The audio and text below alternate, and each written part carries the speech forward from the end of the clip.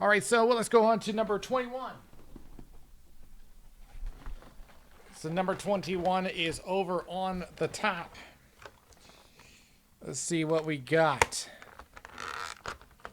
Number 21 is, if it wants to come out.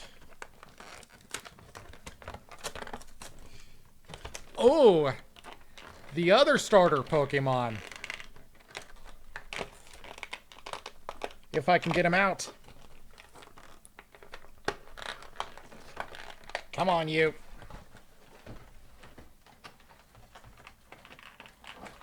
Well, he has been known as a troublemaker earlier in the series, so I guess it makes sense that it's giving me trouble right now. Squirtle! So, like I said, this is one of the other starter Pokemon from Gen 1. This one, we've already had Bulbasaur from the previous day. So this is the second of the three starters from Gen 1. Let's see, do we have them clearly up there? Sorta.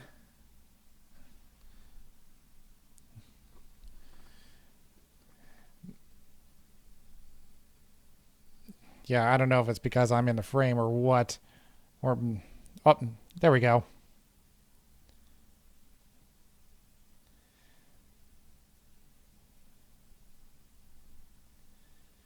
Alrighty, so Squirtle, the tiny turtle Pokemon, and this has the water attributes, and just like with Bulbasaur, mostly male, 87.5% male to 12.5% female. Squirtle, like I said, one of the other starters in Gen 1. It does have two evolutions. It evolves into Wartortle at level 16 and Blastoise at level 36, in which that also has two different forms after that. It can Mega Evolve into Mega Blastoise and also has a Gigantamax form. And of course, we'll get to those in just a little bit. But first, let's talk about Squirtle. All right, so Squirtle, one of the three starters in the Kanto region. Of course, it is a little turtle, which typically walks on its two legs, and it's been shown to run on all fours in Super Smash Bros. Brawl. And which something I forgot to mention is that while Bulbasaur, I know that Ivysaur is one of the Pokemon used by the Pokemon trainer in Smash Brothers. I'm trying to remember if Bulbasaur is one of the ones that was summoned out of the Pokeball.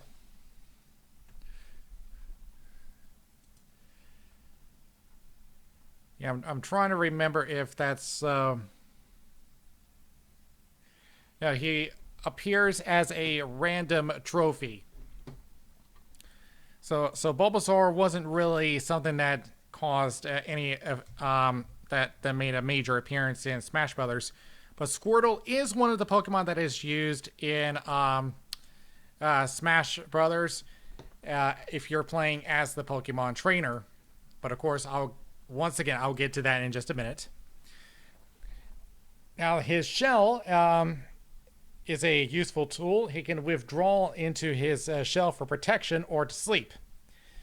The grooves, the rounded shape helps to reduce water resistance, allowing it to swim at high speeds. And of course, it can spray from water from its mouth, as often used with his Move Water Gun. And Squirtle is scarce in the wild, though it can be found in ponds and lakes. And in the past, its signature move was Skull Bash. I'm not quite sure why that was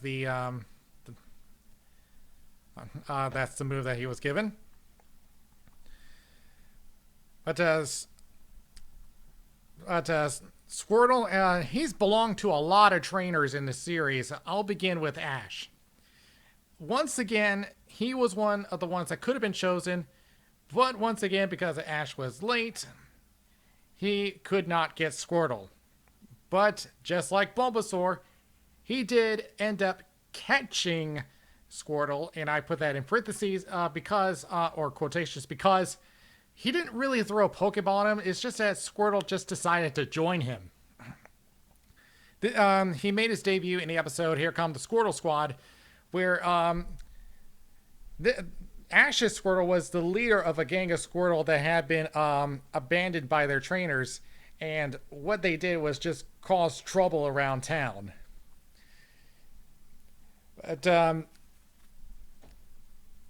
Squirtle stayed with him until the episode The Firing Squad, in which he did return to the Squirtle Squad, which, by the way, while he was joined up with Ash, the rest of the Squirtle Squad ended up being the town's firefighters, which is pretty useful.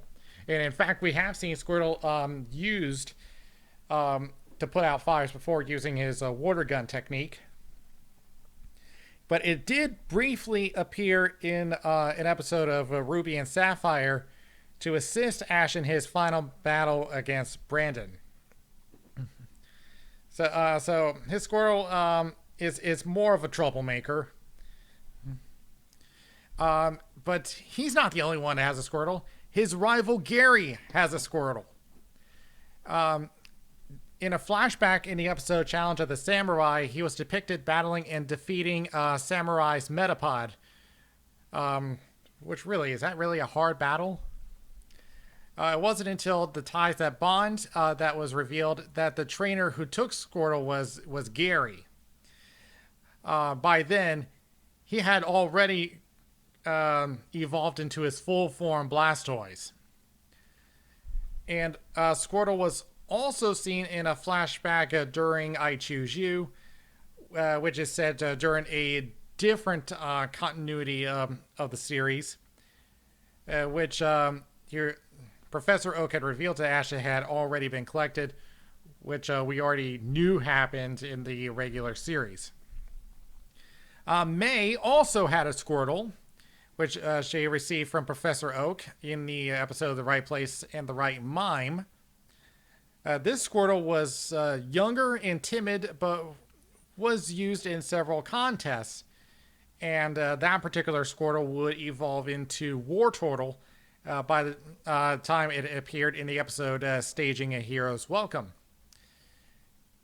There is also a Squirtle in Team Go-Getters, which is in a Pokemon Mystery Dungeon. And this was in a special, in which the Squirtle claimed that he used to be human. I don't know how that works. Well, and yeah, don't tell me, Bill, that was a costume. And let's see, he joins Team Go-Getters in their rescue work, but oddly enough, he cannot use Water Gun. Though he does use the move Bubble just because it was pretty. And for those that are not familiar with this series, Bubble is a water type attack, but it is significantly does less damage than Water Gun. Though there is a stronger version of it called Bubble Beam. And then there is Tierno's Squirtle, which was debuted in Summer of Discovery. It did evolve into Wartortle by the time of Good Friends Great Training, and then into Blastoise in the episode Tag Team Battle Inspiration. So yeah, Squirtle appeared a lot in the series. And just like I did with Venusaur, I will quickly touch upon Blastoise. Like I said, it can evolve into two different forms. Mega Blastoise, if you give him Blastoise Knight. And also has the Gigantamax form, which was introduced in the Isle of Armor. But I really love the Mega Blastoise form, just because it has, not only does it have the huge cannon on the back of its shell, but also two miniature cannons on its arms. That is it for Squirtle. So now we got 2 starter Pokemon. Maybe we'll get the 3rd? Well, we'll find out tomorrow. I'll see you guys then.